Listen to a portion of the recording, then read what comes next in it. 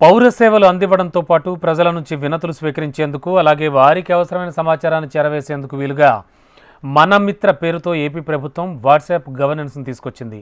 ఈ సేవలను ఉండవల్లిలోని నివాసంలో మంత్రి నారా లోకేష్ ప్రారంభించారు. ఇందుకోసం అధికారిక వాట్సాప్ నంబర్ను రాష్ట్ర ప్రభుత్వం కేటాయించింది. ప్రముఖ దేవాలయాల్లో దర్శనం, వసతి సౌకర్యాలు బుక్ చేసుకోవాలా, వ్యవసాయానికి సంబంధించిన మార్కెట్ ధరలు తెలుసుకోవాలా, ఏ సేవకైనా ఏ సమాచారానికైనా మీరు ఇప్పుడు ప్రభుత్వ కార్యాలయాల చుట్టూ తిరగనక్కర్లేదు. ఏది కావాలన్నా ప్రజల చేతిలో ప్రభుత్వం ఉంది. 9552 వాట్సాప్ గవర్నెన్స్ చంద్రబాబు 2.0 పనితీరుకు మరో మైల్ రాయనన్నారు మంత్రి లోకేష్. 520కి పైగా సేవలు ఈ వాట్సాప్ ద్వారా అందించేందుకు కృషి చేస్తున్నామన్నారు. ఈ సేవలన్నీ కూడా పూర్తిగా ఉచితమని, బుక్ చేసుకున్నప్పుడే చెల్లింపులు జరపాల్సి ఉంటుందన్నారు. ఇక రాష్ట్ర ప్రభుత్వం కేటాయించిన అధికారిక వాట్సాప్ నెంబర్ ద్వారానే సేవలు అధికారికంగా అందుతాయని, ఇతర నెంబర్ల ద్వారా అందిస్తామని ఎవరైనా చెప్తే వాటిని నమ్మవద్దని సూచించారు మంత్రి లోకేష్. నంబర్ 3, టోటల్గా సుమారుగా 520 సర్వీసెస్ మేము తీసుకొస్తున్నాం. అదనంగా సర్వీసెస్ కూడా కొన్ని యాడ్ అవుతాయండి. ఎందుకంటే ప్రభుత్వం కొన్ని కొత్త సర్వీసులు తీసుకురావాలనుకుంటుంది. ఇప్పుడు అన్న క్యాంటీన్ ఉంది, గతంలో లేదు. ఇప్పుడు అన్న క్యాంటీన్ కూడా మీరు సింపుల్గా వాట్సాప్ ద్వారా డబ్బులు కట్టేసి క్యూఆర్ కోడ్ తీసుకెళ్ళి స్కాన్ అయిపోతుంది, మీరు భోజనం చేయొచ్చు. గతంలో ఉండేది కాదు. సో అలాంటి సర్వీసెస్ ఇవాల్వ్ అవుతూ ఉంటాయి. But as of now we are envisaging 520 services. Grievances వచ్చే గల మాకు చాలామంది గ్రీవెన్సెస్ ఇస్తారు. మళ్ళీ గ్రీవెన్స్ స్టేటస్ ఏంటి అనేది తెలుసుకునేదానికి మేము వాట్సాప్లో ఏర్పాటు చేసాం. దాంట్లో we're also going to do a survey. So this is going to be ఏదో వన్ సైడ్ కాదు, అంటే ప్రజలు అడిగారు మేము సర్వీస్ డెలివరీ చేసాం అట్లా కాకుండా, సర్వీస్ డెలివరీ చేసిన తర్వాత మీరు హ్యాపీగా ఉన్నారా, మీరు మీ ఎక్స్పీరియన్స్ ఎంత రేట్ చేస్తారు, ఇంప్రూవ్మెంట్స్ ఎలా చేయాలి అనేది ఫీడ్బ్యాక్ తీసుకుంటాం. All this will happen in the eco system of WhatsApp. That is the whole thought process. ప్రజలకి ఫోన్లు చేయము, we will only interact through WhatsApp on this number. ఇప్పుడు మీకు ఎవరు హైజాక్ చేసడానికి, ఫోన్ లింక్ తీసుకెళ్ళడానికి అవకాశం ఉంది. నో మనం క్లారిటీగా చెప్పేది ఏంటంటే డైరెక్ట్గా we will only communicate through WhatsApp. So వాళ్ళు తిరిగి మళ్ళీ ఫోన్ చేసి ఎవడంటే వాళ్ళు ఫోన్ చేసేది ఉండదు. అది విశాఖ స్టీల్ ప్లాంట్పై మరోసారి స్పష్టమైన ప్రకటన చేశారు కేంద్ర ఉక్కు శాఖ మంత్రి కుమారస్వామి. విశాఖ స్టీల్ ప్లాంట్ను ప్రైవేటీకరణ చేయబోమని, ప్లాంట్ను పునర్నిర్మిస్తామని తెలిపారు. విశాఖ స్టీల్ ప్లాంట్ ప్రతినిధులు, అధికారులు, కార్మిక సంఘాల ప్రతినిధులతో వేర్వేరుగా కుమారస్వామి భేటీ అయ్యారు. 2013-14 వరకు ఉక్కు పరిశ్రమ పనితీరు బాగానే ఉందని, అయితే స్టీల్ ఉత్పత్తి పెంచాలని నిర్ణయించినప్పటి నుంచి నష్టాల్లోకి వెళ్లినట్లు తెలిపారు. ప్రస్తుతం ఈ ప్లాంట్కు 35,000 కోట్ల అప్పు ఉన్నట్లుగా వెల్లడించారు. 2030 లోపు 300 మిలియన్ టన్నుల స్టీల్ ఉత్పత్తి సాధించాలని ప్రధాని మోడీ లక్ష్యం నిర్దేశించారని, ఆ టార్గెట్ను రీచ్ అయ్యే విధంగా ముందుకెళ్తున్నట్లుగా తెలిపారు ఆయన. Now we reached in December more than 14,000 metric ton production started. Even central government also some confidence now they got it, the information. Now the RINL plant is running smoothly. By this juncture actually our responsibility is also there. We have to support RINL plant. On that basis, they decided to give the package of 11,440 crores. How to work out to revive it? Stage is started now. I have full confidence that whatever commitment we had with our Andhra brothers and sisters, particularly our Vizag family workers, will going to succeed and will bring this RINL plant in the number 1 position. Visakha steel ప్లాంట్ను మరో స్థాయికి తీసుకెళ్లేందుకు మోడీ ప్రభుత్వం చిత్తశుద్ధితో పనిచేస్తోందన్నారు కేంద్ర సహాయ మంత్రి శ్రీనివాస్ వర్మ. కేంద్రం మంజూరు చేసిన నిధులు ప్లాంట్ను ఏ విధంగా ముందుకు తీసుకెళ్లాలనే అంశంపై యాజమాన్యంతో కేంద్ర మంత్రి కుమారస్వామి చర్చలు జరిపారని శ్రీనివాస్ వర్మ తెలిపారు. నరేంద్ర మోడీ గారి లక్ష్యం ఏదైతే ఉన్నదో 2030 నాటికి ఈ దేశంలో స్టీల్ ఉత్పత్తి 300 మిలియన్ టన్నులకు తీసుకువెళ్లాలనేటువంటిది నరేంద్ర మోడీ గారి యొక్క లక్ష్యం. అందులో విశాఖ స్టీల్ ప్లాంట్ కూడా భాగస్వామ్యం చేయాలి. తీవ్రమైనటువంటి ఆర్థిక నష్టాలు ఉన్నప్పటికీ కూడా కేంద్రం పెద్ద ఎత్తున ప్యాకేజీ ఇచ్చినటువంటి సందర్భం ఇది. ఈ ప్యాకేజీని అందరూ ఉపయోగించుకోవాలా, స్టీల్ ప్లాంట్ ని లాభాల బాటలోకి నడిపించాలనేటువంటి ఒక ఆలోచనతో ఈ ప్యాకేజ్ ఇవ్వడం జరిగింది. కుమారస్వామి గారు నిత్యం కూడా ఈ ప్లాంట్ పరిరక్షణ కోసం అనేక ప్రయత్నాలు చేసి పెద్దలను మోడీ గారిని కానీ ఆర్థిక మంత్రి గారిని ఒప్పించడం ద్వారా, అధికారిని ఒప్పించడం ద్వారా మాత్రమే ఈ ప్యాకేజీ సాధ్యమైంది అనేటువంటి విషయాన్ని ఇక్కడ ప్రస్తావిస్తున్నాను. పార్లమెంట్లో పోలవరం ప్రత్యేక హోదా అంశాన్ని లేవనెత్తుతామని వైసీపీ ఎంపీ మిథున్ రెడ్డి స్పష్టం చేశారు. అలాగే జేపీసీలో తమ సవరణను లెక్కలోకి తీసుకుపోవడాన్ని పార్లమెంటు వేదికగా కేంద్రాన్ని నిలదీస్తామన్నారు ఆయన. మేము పోలవరం ఇష్యూ గురించి లేవనెత్తబోతున్నాం. పోలవరం హైట్ తగ్గిస్తారని చెప్పి చాలా ప్రచారం నడుస్తుంది. సో మేము ఒక డిస్కషన్ జరిగి మాకు గవర్నమెంట్ నుంచి హైట్ తగ్గిమనే గ్యారంటీ కావాలని చెప్పి కూడా మేము అడగడం జరిగింది. అదేవిధంగా విభజన చట్ట హామీలు దాదాపు 10 సంవత్సరాల టైంలో ఉన్నా కూడా చాలా హామీలు నెరవేర్చలేదు. అవన్నీ కూడా ఈరోజు పట్టుబట్టి అడిగాము గట్టిగా.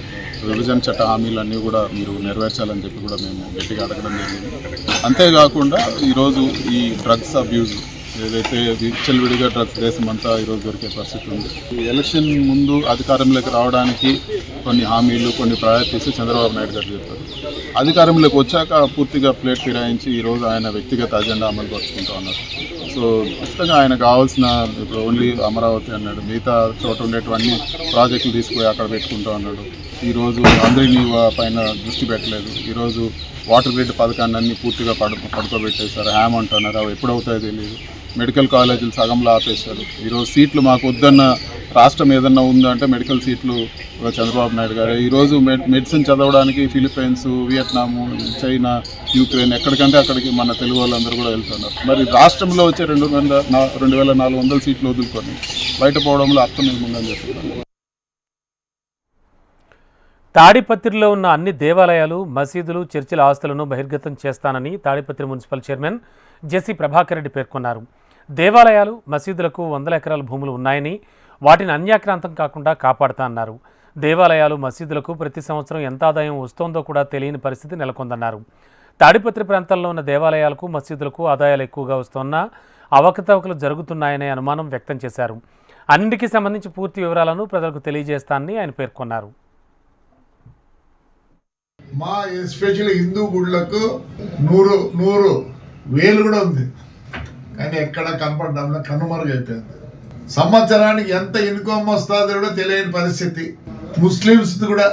అందుకోసమే నేను అందరినీ, ప్రతి కులస్తుల్ని పిలిపించి ఇప్పుడు మా హిందూ టెంపుల్లో మార్కండేయ స్వామి అనుకుంటా, అది మన వీవర్స్ది, నాకేం సంబంధం లేదు, నిజంగా నాకు సంబంధం లేదు, అది ఒక కులస్తులది, దాంట్లో మేము పోకూడదు. కానీ as a municipal chairman, first town citizen of the town, plus నా కుమారుడు ఎమ్మెల్యే కాబట్టి నేను ఆ కులస్తులుగా అయ్యా ఇది ఉంది, ఇది పోయిందండి.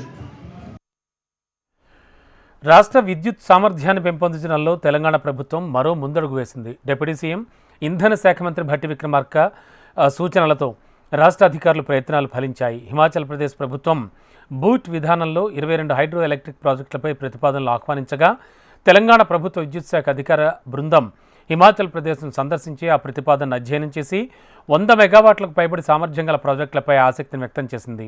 ఇందుకు సంబంధించి హిమాచల్ ప్రదేశ్ ప్రభుత్వం ఎంఓయూపై సంతకం చేసి త్వరితగతిన పంపితే తగు చర్యలు తీసుకుంటామని డిప్యూటీ సీఎం భట్టి విక్రమార్క తెలిపారు. ఇందుకు సంబంధించి హిమాచల్ ప్రదేశ్ ముఖ్యమంత్రి సుఖ్వీందర్ సింగ్ సుఖుతో డిప్యూటీ సీఎం భట్టి విక్రమార్క ఢిల్లీలో సమావేశమయ్యారు. ఈ సమావేశంలో ఇరు రాష్ట్రాల ఉన్నతాధికారులు పాల్గొన్నారు.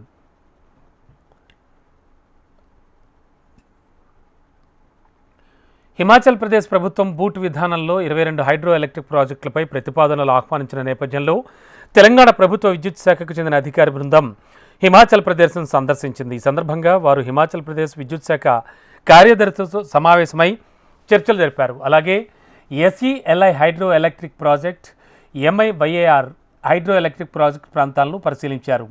తమ అధ్యయనంలో 100 మెగావాట్లకు పైబడి సామర్థ్యం గల ప్రాజెక్టులపై ఆసక్తి వ్యక్తం చేయాలని సిఫార్సు చేశారు. ఈ నేపథ్యంలో ఇవాళ ఢిల్లీలో డిప్యూటీ సీఎం భట్టి విక్రమార్క మల్లు విద్యుత్ శాఖ ప్రధాన కార్యదర్శి సందీప్ కుమార్ సుల్తానియాతో కలిసి హిమాచల్ ప్రదేశ్ ముఖ్యమంత్రి సుఖ్వీందర్ సింగ్తో సమావేశమయ్యారు.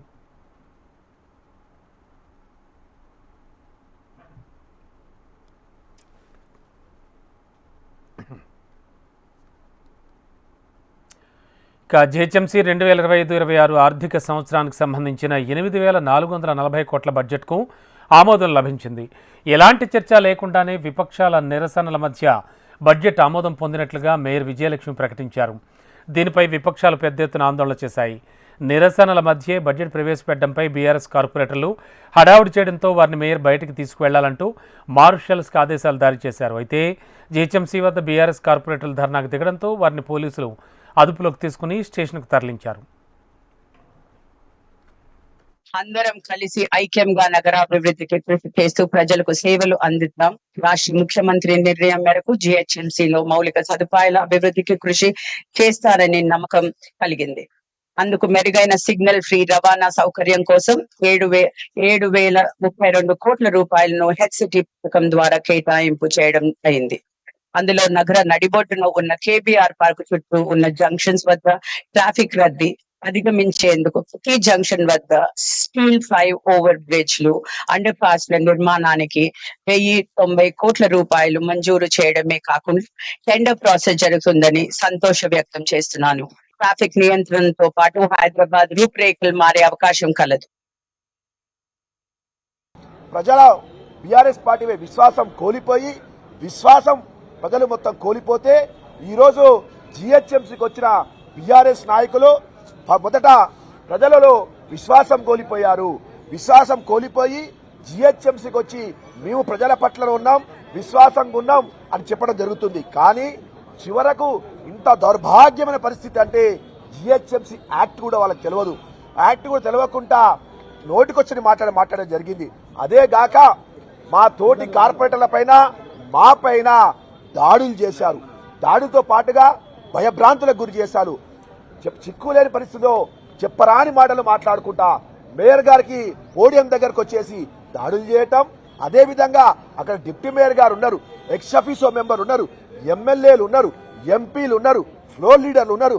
అవి ఏం చూడకుండా రౌడీల లెక్క, గూండాల లెక్క బీఆర్ఎస్ కార్పొరేటర్ అందరూ దాడి చేయడం జరిగింది. ఇక కులగణనపై తెలంగాణ సర్కార్ స్పీడ్ పెంచింది. ఫిబ్రవరి 7న అసెంబ్లీ ప్రత్యేక సమావేశం నిర్వహించనుంది. ఈ సమావేశంలో కులగణన సర్వేకి అసెంబ్లీ ఆమోదం తెలపనుంది. ఫిబ్రవరి 2న కులగణన సర్వే రిపోర్ట్ను కేబినెట్ సబ్ కమిటీకి అధికారులు ఇవ్వనున్నారు. అనంతరం ఫిబ్రవరి 5న జరిగే కేబినెట్ భేటీ అయి రిజర్వేషన్ల పెంపునకు ఆమోదం తెలపనున్నారు. రిజర్వేషన్ల పెంపు కోసం ప్రత్యేక చట్టం తీసుకురావాలనే డిమాండ్తో అసెంబ్లీలో తీర్మానం చేసి ఆ తీర్మానాన్ని కేంద్రానికి పంపనుంది రాష్ట్ర ప్రభుత్వం.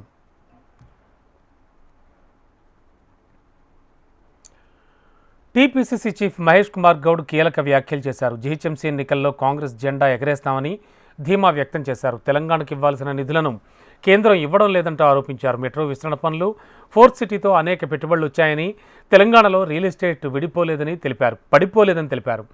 రిజర్వేషన్ల పెంపు తర్వాత లోకల్ బాడీ ఎన్నికలు నిర్వహిస్తామని క్లారిటీ ఇచ్చారు. ప్రభుత్వ పథకాలపై బీఆర్ఎస్ల అబద్ధాలు చెప్పి తప్పించుకోమని చిట్చాట్లో టీపీసీసీ చీఫ్ మహేష్ కుమార్ గౌడ్ తెలిపారు.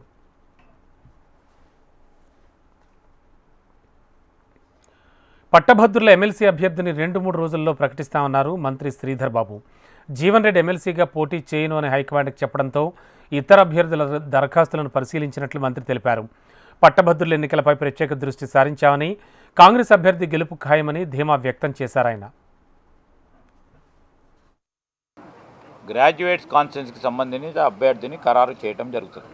100% మేమే గెలుస్తాం అంటే జీవన్ రెడ్డి గారు పోటీలో ఉండా అని ఏఐసిసి పెద్దలకు కానీ మా పిసిసి వారికి, మా ముఖ్యమంత్రి గారికి తెలియజేయడం జరిగింది. పార్టీలో ఉన్న ఎవరైనా మిత్రులు కోరితే ఫస్ట్ ప్రాధాన్యత వారికి ఉంటుంది. ఇప్పుడు 4 జిల్లాలకు సంబంధించిన ఎలక్షన్, 4 జిల్లాలకు సంబంధించి ఎవరు అభ్యర్థులు అయితే అప్లికేషన్ పెట్టినరో, ఎవరు గెలుపు దగ్గరలో ఉన్నారని మా పార్టీ ఆలోచన చేస్తుందో వారినే ఎన్నుకుంటాం. కాంగ్రెస్ ప్రభుత్వం హామీలను అమలు చేసే వరకు బీజేపీ వెంటాడుతూనే ఉంటుందన్నారు బీజేపీ ఎంపీ లక్ష్మణ్. నిధులు లేవని సంక్షేమ పథకాలు ఎగ్గొట్టాలని కాంగ్రెస్ ప్రయత్నిస్తోందని ఆరోపించారు. ఎన్నికల ముందు 7 లక్షల కోట్ల అప్పులంటూ రేవంత్ రెడ్డి విమర్శించారని, ఆర్థిక పరిస్థితి గురించి తెలిసి హామీలు ఎలా ఇచ్చారని ప్రశ్నించారు. కాంగ్రెస్ అంటేనే దగా అని ప్రజలు తెలుసుకున్నారని, పాలన చేత కాకపోతే అధికారం నుంచి దిగిపోవాలని డిమాండ్ చేశారాయన. అంటే ఆర్థిక పరిస్థితిని సాకుగా చూపించి హామీలు ఎగ్గొట్టడానికి దారులు వెతుకుతున్నట్టుగా ఇవాళ మారుతూ ఉన్నది పరిస్థితి. అంటే ఎన్నికల ముందు ఈ రాష్ట్ర ఆర్థిక పరిస్థితి పట్ల మీకు సోయి లేకుండా హామీలు ఇచ్చారా? అంటే కేవలం ప్రజలను మభ్యపెట్టడానికి ఏమైనా చెప్పుదాము, ఓట్లు దండుకుందాము, తర్వాత తెప్ప తగలేద్దాం అనుకుంటే తెలంగాణ ప్రజలు అమాయకులను మీరు భావిస్తూ ఉన్నారా? కర్రు గాల్చి వాత పెట్టడానికి ఇవాళ తెలంగాణ ప్రజలు సిద్ధమవుతున్నారు. గత 10 ఏళ్లలో 7 లక్షల కోట్ల అప్పు బీఆర్ఎస్ చేసిందని చెప్పి రేవంత్ రెడ్డి గారే స్వయంగా మరి ఆనాడు విమర్శలు గుప్పించి మరి రాష్ట్రం అప్పుల్లో కూరుకుపోయిందని తెలిసే కదా మీరు ఈ 6 గ్యారెంటీలు, 66 హామీలు, 420 వాగ్దానాలు, రాష్ట్ర ఖజానా ఖాళీ అని ఇవాళ గొలుగుతే హామీల నుంచి తప్పించుకుంటామంటే ఇవాళ తప్పుకునే పరిస్థితి లేదు. అవసరమైతే మిమ్మల్ని తప్పిస్తారు, లేదా తప్పుకోండి, అది సాధ్యం కాదు, ఇది కాదు అంటే భారతీయ జనతా పార్టీ సహించే ప్రసక్తి లేదు. ప్రజలకు ఇచ్చినటువంటి హామీలు అమలు చేయండి, లేకపోతే తప్పుకోండి. భారతీయ జనతా పార్టీ ఖచ్చితంగా మిమ్మల్ని వెంటాడుతాం, వేటాడుతాం. ప్రజల ప్రయోజనాలతో రాజీ పడే ప్రసక్తి లేదని చెప్పి కూడా నేను హెచ్చరిస్తాను.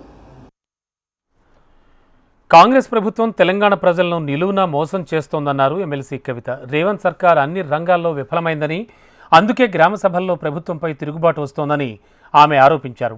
రోజంతా చేతిలో రాజ్యాంగం పట్టుకు తిరుగుతోన్నటువంటి రాహుల్ గాంధీకి తెలంగాణలో పరిస్థితులు కనిపించడం లేదా అంటూ ప్రశ్నించారు కవిత. అబద్ధాలతో సీఎం రేవంత్ కాలం వెళ్లదీస్తున్నారని, కాంగ్రెస్ పాలనలో రాష్ట్రం 100 ఏళ్లు వెనక్కి వెళ్లే పరిస్థితులు ఏర్పడ్డాయని విమర్శలు గుప్పించారు. స్పీకర్ గారు మాట్లాడుతున్నారు, మేము ఆర్థిక పరిస్థితి తెలిసి తెలియక వాగ్దానం చేసినామంట. మరొక బాధ్యత కలిగినటువంటి పార్టీ, 130 ఏళ్ల చరిత్ర ఉన్నట్టు చెప్పేటటువంటి పార్టీ, వాళ్ళ అధ్యక్షుడేమో పాపం తెల్లారు లేస్తే మరి రాజ్యాంగం అని ఒక ఎర్ర బుక్ పట్టుకొని తిరుగుతూ ఉంటాడు. మరి అటువంటి పార్టీ వారెట్లా మోసం చేస్తారు ప్రజల్ని?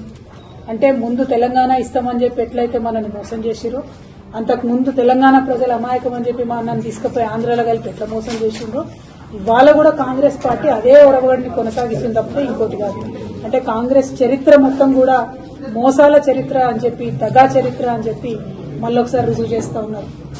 నిన్న మొన్న మనం చూసినాం, 4 రోజులు గ్రామ సభలను పెడితే ప్రజలు నిలదీసి అధికారులను వెలగొడితే మరి భయంకరమైనటువంటి మళ్ళా తెలంగాణ ఉద్యమకాలం నాటి పరిస్థితులు అన్ని పల్లెలలో కూడా మనం చూసినాం. ఇవాళ ఒక్క ఊరికి సీఎం రిలీఫ్ వచ్చిన పరిస్థితి లేదు, ఇవాళ ఒక్క ఊర్లో రేషన్ కార్డు వచ్చిన పరిస్థితి. ఇటువంటి పరిస్థితులు ఉంటే మరి తెలంగాణ ఒక 100 ఏళ్లు ఎంత పోతుంది తప్పితే ముంగట పడుతున్నటువంటి పరిస్థితి కనబడతలేదు. Welcome back. సంచలనం సృష్టించిన ఫోన్ ట్యాపింగ్ కేసులో భుజంగరావు, రాధాకిషన్ రావుకు తెలంగాణ హైకోర్టు బెయిల్ మంజూరు చేసింది. ₹1,00,000తో కూడిన 2 షూరిటీలు సమర్పించాలని షరతు విధించింది. దీంతోపాటు నగరం విడిచి వెళ్లకూడదంటూ పాస్పోర్ట్లు సమర్పించాలని ఇద్దరు అధికారులను హైకోర్టు ఆదేశించింది. తర్వాత దర్యాప్తునకు సహకరించాలని అధికారులను హైకోర్టు ఆదేశించింది.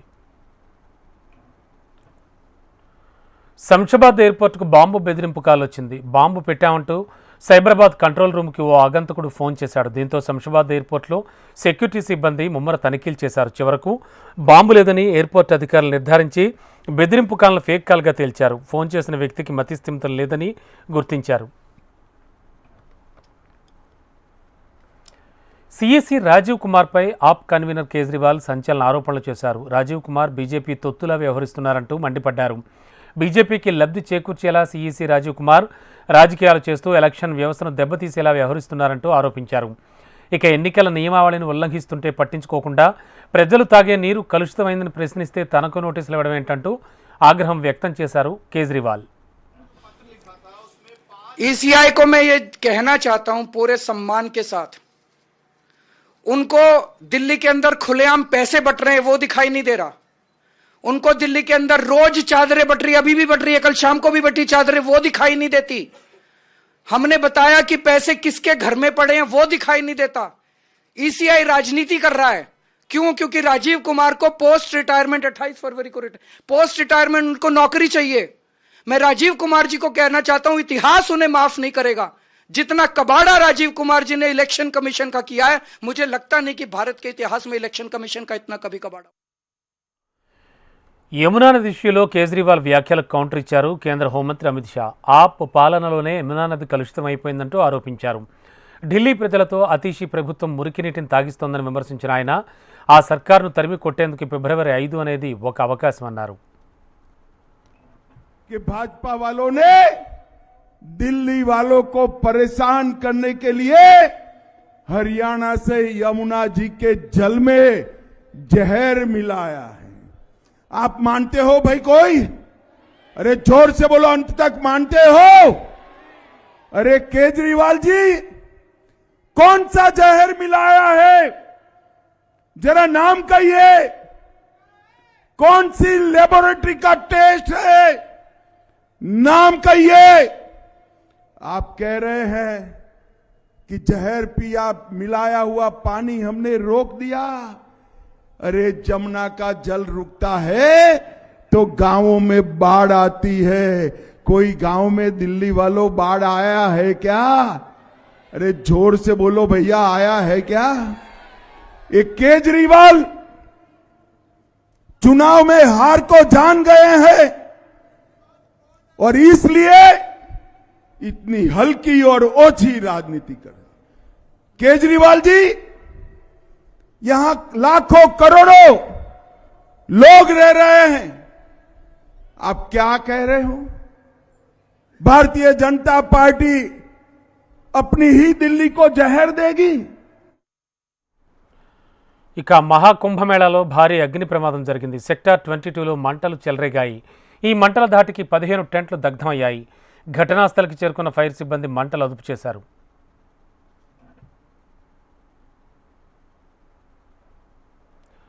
మధ్యప్రదేశ్లో ఘోర ప్రమాదం చోటు చేసుకుంది. నిర్మాణంలో ఉన్న భవనం కప్పు కూలిపోయింది. ఈ ఘటనలో 2 కూలీలు మృతి చెందగా 50 మంది గాయపడ్డారు. పన్నాలోని జేకే సిమెంట్స్కి చెందిన ప్లాంట్ నిర్మిస్తున్నారు. ఈ ప్లాంట్ భవనంలో స్లాబ్ నిర్మిస్తుండగా ఒక్కసారిగా మధ్య భాగం కూలిపోయింది. ఈ ప్రమాద సమయంలో అక్కడ 50 మందికి పైగా పని చేస్తూ ఉన్నారు. కొందరు శిథిలాల కింద చిక్కుకోవడంతో వారిని బయటకు తీసేందుకు రెస్క్యూ కొనసాగుతోంది.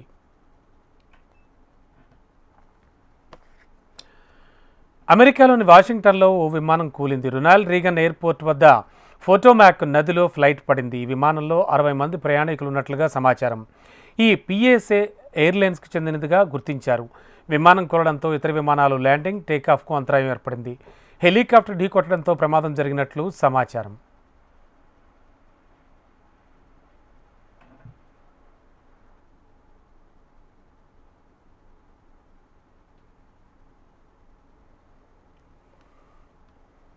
ఇవి బులెటిన్ విశేషాలు చూస్తూనే ఉండండి. హెచ్ఎం టీవీ వార్త ఆగదు, నిజం దాగదు.